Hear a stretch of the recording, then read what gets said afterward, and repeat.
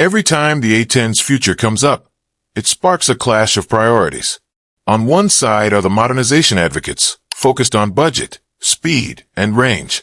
On the other are those on the front lines, who know just how critical effective air support is. Strangely, the push to retire the Warthog often isn't about its performance, but its outdated looks. Yet pilots swear by it, and troops on the ground know there's no better ally. So why does this aging attack jet stir such strong feelings? And how did this loud, awkward aircraft become a symbol of battlefield reliability, even in the era of stealth fighters? Back in the late 1960s, the U.S. military urgently needed a purpose-built aircraft to support ground forces. By the Vietnam War, the Air Force was still relying on the aging, propeller-driven Douglas A-1 Skyraider, a relic from the 1940s. It was slow, poorly protected, and lightly armed. Unsurprisingly, the U.S. lost around 266 of them in combat over Vietnam. In September 1966, Air Force Chief of Staff General John P. McConnell ordered the development of a new Close Air Support (CAS) aircraft under the Attack Experimental, or AX, program. A year later, 21 defense contractors received a request for information. It wasn't until spring 1970 that the Air Force finalized its requirements: a top speed of 460 miles per hour, a mission range of 285 miles, a 16,000-pound external payload, the ability to take off in under 4,000 feet, and a price tag under $1.4 million per unit, about $12 million today. The AX would be the first U.S. Air Force aircraft designed solely for close air support. It was even joked that the A-10 was built around its gun, and there's truth to that. Alongside the aircraft development, the Air Force issued a separate request for a 30mm rotary cannon with 4,000 rounds per minute and high muzzle velocity. After a rigorous selection process, Fairchild Republic was chosen to build the plane, and General Electric to develop the cannon. The entire A-10 concept focused on one mission: persistent support for ground troops. It wasn't designed to strike and vanish. It was built to stick around, take damage, and keep firing. The engineering followed that logic. Twin TF-34 GE-100A turbofan engines, each with 9,065 pounds of thrust, were mounted high on the fuselage to keep them safe from ground fire. This design allowed the engines to be serviced while the aircraft was being rearmed, speeding up its return to combat. Their placement and bypass airflow also helped reduce the aircraft's infrared signature. Engineers protected the A-10's engines from the rest of the airframe using firewalls and fire suppression systems. Its 4 fuel tanks are positioned near the center and separated from the fuselage, forcing enemy rounds to penetrate the aircraft's skin before reaching the tanks. The fuel lines are self-sealing, and if that fails, check valves prevent fuel from flowing into damaged tanks. Most of the fuel system components are housed inside the tanks, minimizing fuel loss in case of component failure. After refueling, the system purges itself. Polyurethane foam mesh lines the tanks inside and out to help prevent leaks or explosions if damaged. But what if all 4 tanks are destroyed? The A-10 still has 2 self-sealing fuel sumps that hold enough fuel for up to 230 miles of flight, a fact proven in combat missions over nearly 5 decades. The A-10 earned the nickname Warthog thanks to its tusk-like cannon and rugged appearance, but Terminator might be more fitting. It's nearly indestructible. It can take direct hits from 23mm armor-piercing and high-explosive rounds. Its flight systems are dual-redundant hydraulics, backed by manual mechanical controls. Even with one engine, half a tail, or part of a wing gone, it can still make it back to base. The cockpit and flight control systems sit inside a titanium bathtub weighing over 12,000 pounds, with plates up to 1.5 inches thick. This armor protects against 23mm cannon fire and shrapnel from 57mm shells. Inside, layers of nylon spall liner add further protection. Even the canopy and windshield can withstand small arms fire.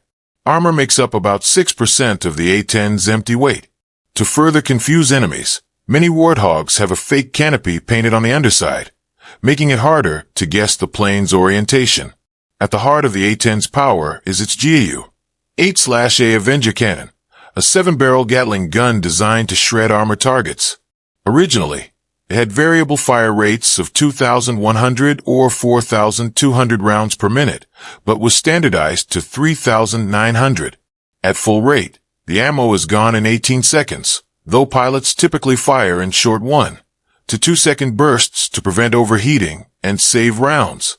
There's no technical limit on how long it can fire, but continuous use shortens the barrel's lifespan and increases maintenance needs. To boost capacity, the gun uses aluminum shell casings instead of steel or brass, allowing 30% more rounds for the same weight. Each 30mm round is roughly the size of a beer bottle, and the gun itself is larger than a Volkswagen Beetle. In fact, when removing it, ground crews must support the tail of the aircraft, otherwise, the nose-heavy Warthog would tip forward. As for upgrades, the A-10 didn't stand still. In the late 1970s, it received the PAVE-Penny laser receiver mounted under the starboard side of the cockpit, enhancing its ability to target laser-designated threats.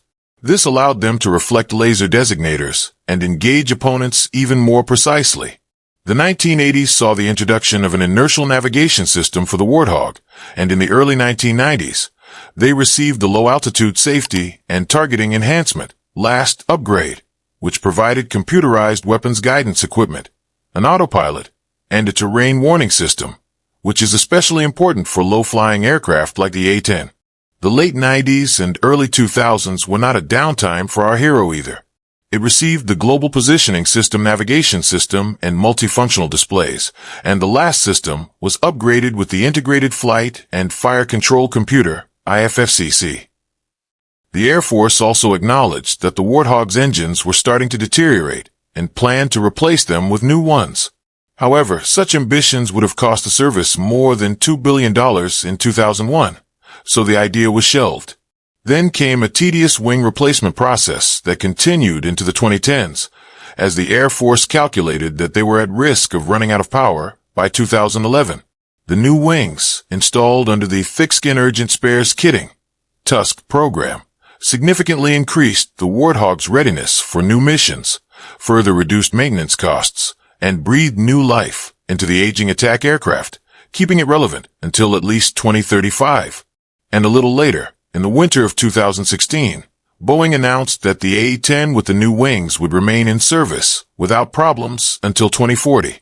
The upgrade of the A-10A to the A-10C was a huge leap for our hog. Between 2005 and 2011, the entire fleet of 356 A-10s and A-10s received all-weather capability, an improved fire control system, electronic countermeasures (ECM), smart bomb guidance, a modern communications suite led by Link 16 and SATCOM, and an improved cockpit that includes 2 multifunction displays and a hands-on throttle and stick HOTAS configuration that allows placing buttons and switches on the throttle lever and flight control stick. The update, called Suite 10, included multiple target list improvements, allowing the pilot to engage multiple targets with 3 different types of weapons in a single pass. Furthermore, the aircraft received full integration of the AJAR-20 Advanced Precision Kill Weapon System, APKWS, laser guidance systems, which provides the ability to target at the maximum kinematic range of the rocket with aiming solutions designed within rocket tolerances. By the start of fiscal year 2024, the U.S. Air Force had 218 A-10s in service, 39 of which had flown to the boneyard in the same year. Unfortunately, the military high command believes that these legendary attack aircraft have increasingly limited survivability, especially in any future high-level operations, such as a conflict in the Pacific against China. However, this option on the part of Air Force representatives does not prevent Congress from actively preventing regular attempts to get rid of the Warthog fleet. Moreover, they're still carrying out combat missions. For example, Warthogs were among the aircraft sent to the Middle East in October 2024 amid fears of further escalation of the conflict between Israel and Iran, as well as other potential crises in the region. Since then, the veteran attack aircraft have been used extensively in recent weeks to strike across Syria amid renewed uncertainty in the country, following the overthrow of dictator Bashar al-Assad. Speculation then followed that the A-10s could migrate to foreign air forces, such as Jordan or Ukraine after the U.S. Air Force finally retired the aircraft. But you know what? Warthog's not just a plane. It's a philosophy, an engineering solution that puts the fulfillment of tasks and the lives of infantry above any aesthetics. Power enclosed in a solid metal shell, a rare example when technology does not become obsolete because its value is not in the technology, but in the idea. And as long as there's a need to support soldiers on the battlefield, you will not get rid of the A-10. It's a hero of the invisible front, who rarely appears on TV, does not shine in pompous air shows, but rather does what it knows it can do better than anyone else. And it does so properly, consistently, and with extreme effectiveness. Now it's your turn to tell us, who might replace this legendary aircraft?